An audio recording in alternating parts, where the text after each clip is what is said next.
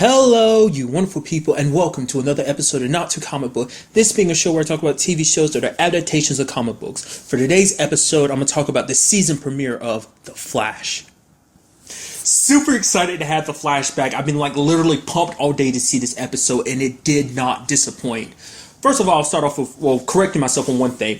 When I did my quote-unquote review of the season finale, I was like, these certain things are going to change. I was a complete and utter idiot. It wasn't until after the video came out I was like, oh yeah, it didn't want me just one thing changing. Literally everything changes, and you kind of see that in this episode. But also, people could already tell by the season finale, some people I was listening to are like, oh man, is this them setting up Flashpoint? That can't work on a TV show. They can't, I don't know how they're going to do that TV show wise, which I've heard the term Flashpoint around, anytime people referencing Flash in the comic books or something, it's like, oh, I've heard Flashpoint here, Flashpoint there. Never actually known what it was about. I don't think I've ever even bothered looking it up, and I'm glad I didn't. Because now I get to go into this blind. Granted, it's a TV show, so they can obviously, take something of the Flashpoint, take the premise of it, and then shift it up a little bit. So I don't know. It'll be an interesting thing to see. At the end of the season, I'll look it up just to kind of compare. It's okay, so what's the comic book version of Flashpoint look like compared to TV shows? Is it did the TV show do a true adaptation of it, or did they kind of add their own little twist to it? Some of the big changes we get to see is the fact is, even though things have changed, Barry is still able to keep his powers as the Flash, but he's kind of led a normal life. From what he says, he basically makes it seem like he's been living in this time for 3 months. It's kind of the timeline he gave, but he's basically been living as a normal person. And then Kid Flash has been the kind of Flash of this world. So he's Central City already has a hero. It's not like they actually need another one. So I'll let Kid Flash do his thing, and he just enjoyed his life, even trying to, on multiple occasions, start up a conversation with Iris. Which that whole situation, he was able to convince her to kind of go out on a date or, out for iced tea. But it was kind of interesting that it's almost kind of shady when you actually think about it, because it's Barry has an unfair advantage. He already knows so much about Iris, yet she knows next to nothing about him. And let's not forget, she's like, oh yeah, we actually went to school together. Yeah, Gary. And he's like, actually, it's Barry, but that's okay. But I guess really, he never really used that too much to his advantage. He could have been like, oh, I know, throw this out there, oh, I know this and know that. But he never, at least from what we saw, he never did that, because this is kind of his first real interaction with her. His mom made it seem like, oh yeah, he'd been stalking her for a while. As we kept seeing, he always kept trying to build up the courage to ask her out, but was never able to. But he could have easily taken something he knew about them from his particular reality and used that, but he never did. He just kind of used that awkward charm of his to kind of, I guess, in a way, sweep her off her feet. She just kind of it's very interesting, because it's kind of they're making it seem like, even though time's different and things are different, there's still a part of her that was just kind of something about you, Barry Allen. It's just, I don't know, it feels right. She even kind of brings it up later on, because he started bringing up the fact is of he hopes to have a love like his parents, because they're so in love, and he hopes he gets to have that one day. And he's like, who knows, that special girl might be right around the corner, and just saying all the right things, because Iris was saying that basically with everything going on in life, it seemed like there was something missing in her life. And now she realizes, after hearing what Barry says later on, it's that I realized that missing thing in my life was you.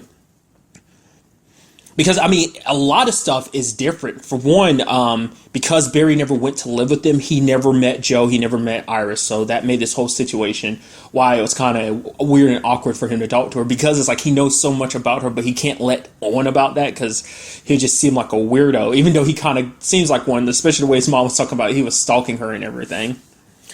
But also, interestingly enough, because him and Joe don't have that relationship, him growing up as Joe being a father to him, because that never happened, it actually leads to Joe not actually liking Barry. In this world, it seems like Joe's kind of put his job second. He spends most of his time, it seems maybe drunk and just kind of not even showing up for work.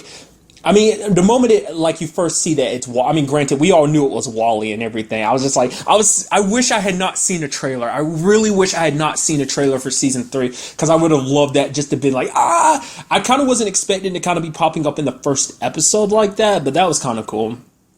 But it's like the moment I saw that Wally was Kid Flash, well, the Flash because he doesn't like the whole kid aspect being added to it. But moment I saw that, I was like, I can see what it is. Joe doesn't take well that his son is going out there being a superhero, which is very interesting considering the fact is that he never had that reaction with Barry. Obviously, he was always concerned about Barry, but he never had that type of reaction to Barry going out being a superhero. But I guess the circumstances are a little bit different because in this timeline, I'm guessing Wally probably, I don't know.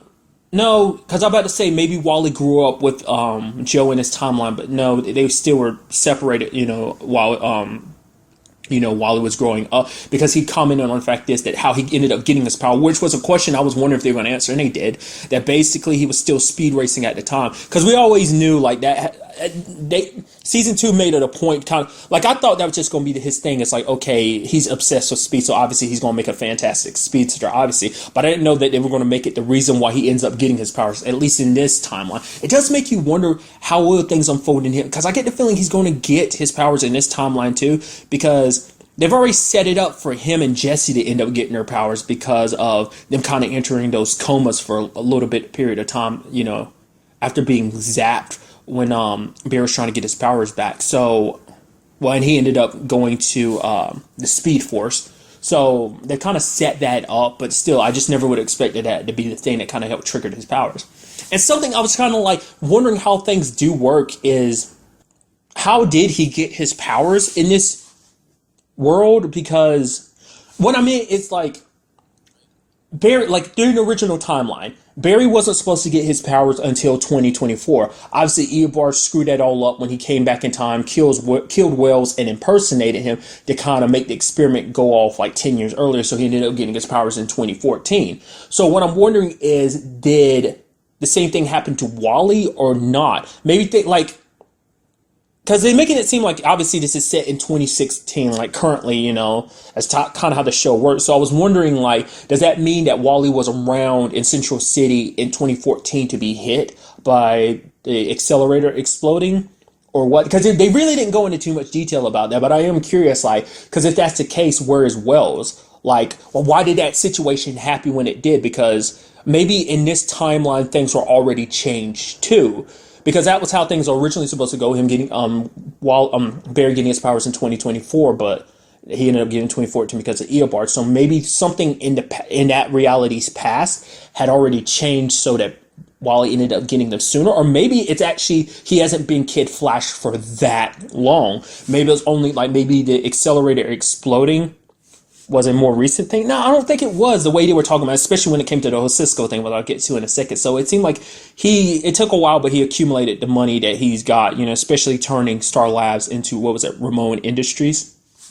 So I don't know, a little confused on that part, but because like the fact of the matter is, I feel like Wells would have been around. I mean, that was never something that was brought up in the conversation of, I mean, we saw in Earth 2 that when the particle accelerator exploded, Wells lived. We never really ever got an answer as to whether he lived in the particle accelerator explosion in 2024 or not. So maybe he died in this timeline or something. That is another thing I was about to say, like, literally it's in the back of my mind. I was like, oh, I wonder is Tom Cavanaugh coming back? But it's like, of course he's not, because he's back on Earth 2, so obviously that's not going to happen. So I was like, maybe that's one of those things where it's like, well, Tom's not coming back for the show, so we're kind of skating around that. Maybe, I don't know. I want to nitpick over something. It's not me trying to. It's just I'm very curious about that. So maybe it was Wells, and they're just saying like he died in an explosion. But getting to Cisco, it was very interesting seeing him. Because I brought up the question now, because I already kind of had an idea because of what Cisco's situation was, especially, like I said, because that trailer, I shouldn't have watched it. I should have not have watched any of the trailers because I've spoiled myself for literally everything. This, Arrow, and Legends of Tomorrow. I don't think I watched the Supergirl one, so I am going into that one a little blind. I've seen little bits here and there because I've caught glimpses of Tyler Hoechlin as Superman. But never mind, not getting into that. Which I'll quickly note, I watched the superhero Fight Club, because they did one last year and now they're doing another one that's including Supergirl. If you haven't seen it, go check it out. It's on the CW's YouTube channel. I'll probably include a link to it in the description if you haven't seen it. I really liked it. So I got super excited when I saw that. Nevertheless, getting back to it, you see Cisco being a very rich dude, and he's kind of not the inquisitive kind of nice guy that we kind of know him to be, because he was like, okay, Wally, I gave you your suit and I told you to back away. I didn't want to be a part of all this. So that was kind of interesting. And then also finding out about Caitlin is that she's not in a science field per se. She's actually just an eye doctor. He's like, oh, am I still kidnapped? And Wally's like, I'm not actually sure. Cause like you just talking to Barry's like, oh, so you just kidnapped her. It's like, no, I didn't okay, maybe I did kidnap her. But that was kind of interesting. Like, it does, because if I remember correctly, wasn't that the job her mom always wanted her to be? Like, because that was kind of something her and Killer Frost talked about last season, was the fact is that their mom wanted them to be doctors. Like, their mom was kind of a cruel person and she kind of had very high expectations for them or something like that. So maybe that's why in this universe she's in the doctor's field. It does bring in a question of, is she on better terms with her mom in this time period or not? So...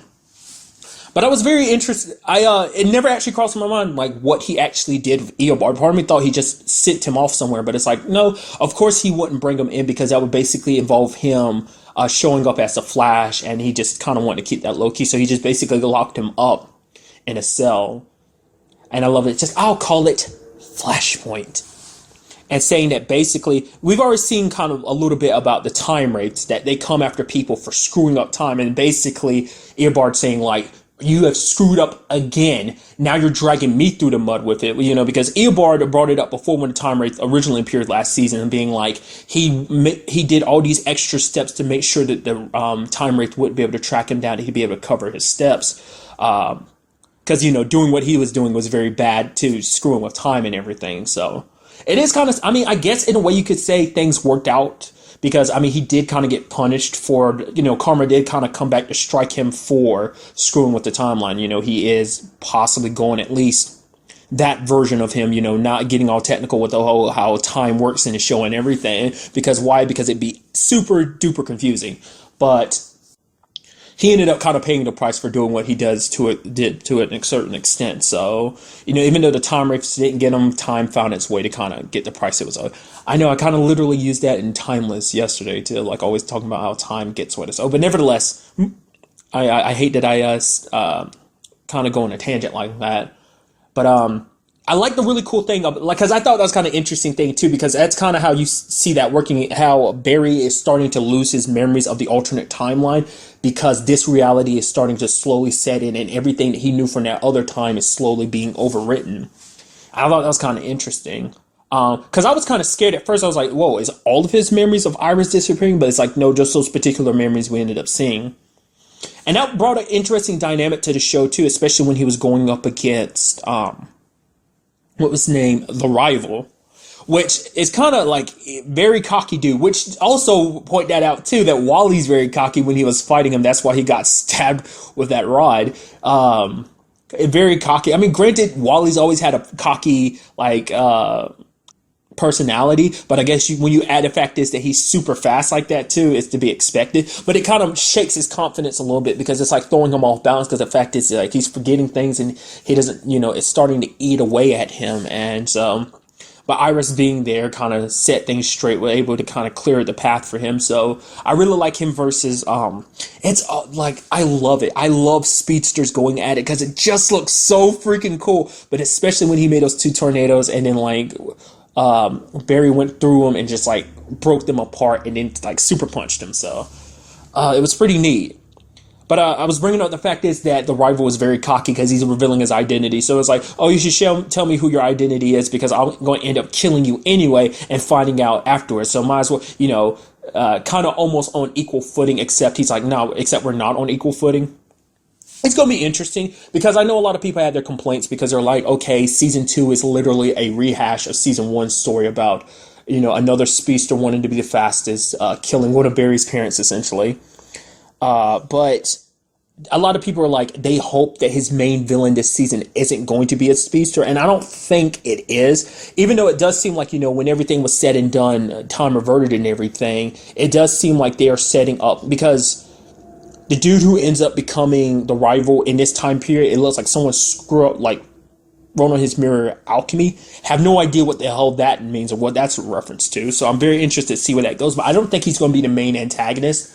I think he's just going to play a big role. Well, not necessarily even a big role, just it seems like maybe someone is setting him up to be like, a pawn in their game. Someone else more powerful is stepping forward or something. I don't know. I mean, I don't have a problem with him going up against another speedster. Like, I feel like, I'm sure like a lot of people have their complaints, but I feel like as long as the story's good, as long as they don't completely rehash the story they've already told, then I think it's all okay.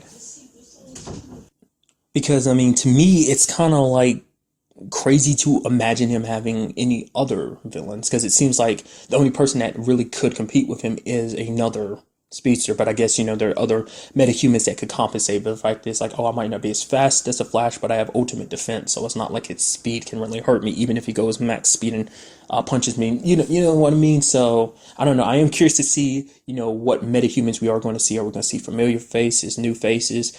I forgot his name. He's the bad guy, like, when Barry ended up coming back from his adventure with the whole time rift thing.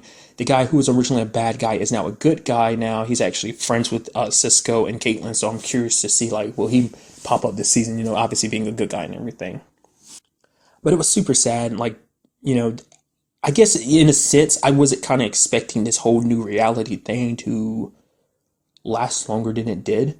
Not just being a one episode thing. Obviously, like, the whole story arc is going to be a long, like, covering the entire season. But I thought, like, oh, Barry's going to be stuck in his reality and enjoying it. But it's like, nope, he kind of basically had to reverse it this very episode. Granted, he's been living here for like 3 months. So, at least he was happy that at least he got the time with his mom and his dad. And it kind of healed it didn't make things 100% better, but it made things a little bit easier. It gave him a way to kind of finally say goodbye to both of them without, because he never really got a chance to properly say goodbye. I mean, granted, he did one with his mom, but not with his dad, because but he got to spend that time with them, and as a family, as an adult, enjoy having a full family instead of just having one parent in jail and the other one being dead. And even when his dad was free, the whole superhero thing kind of got caught up in this way. And I'm guessing that's one big reason why he never became the Flash in this reality, because it was like he didn't want to take the chance it might interfere with his life here as well.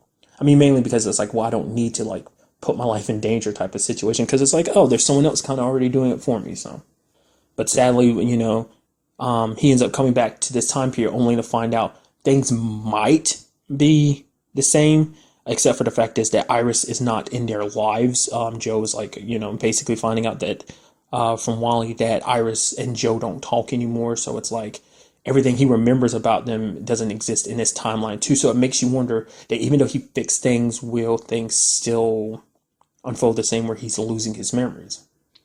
And in the way that Eobard left, he makes it seem like there is much more to it than simply, like, oh, things are kind of normal. But I mean, that basically there will be ramifications for what Barry has done. This whole Flashpoint situation, that it is not completely resolved, that there will be consequences, and what those consequences are, I don't think even Eobard knows, but he's interested to find out what they are possibly. So I'm also curious, we've only got a little mirror into what exactly has changed. Like, for now, all we know is the whole Iris situation has changed, but it's like, what else has also changed?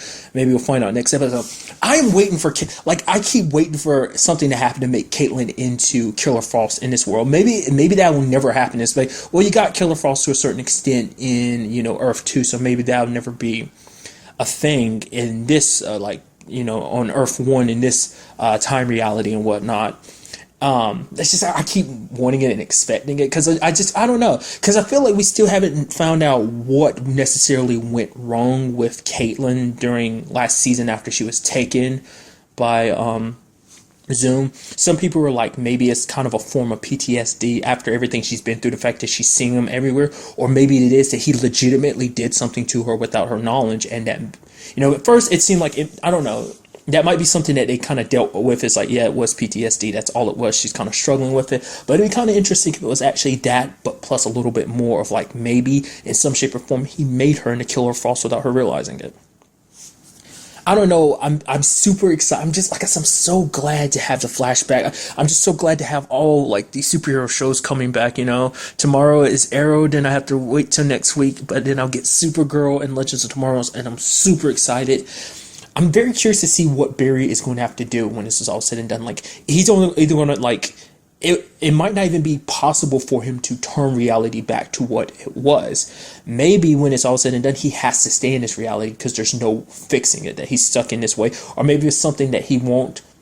Maybe the entire time he'll try and find a way to fix it. But it could bring up the question of, like, even though this reality is different, is it better than the alternate reality he was just in?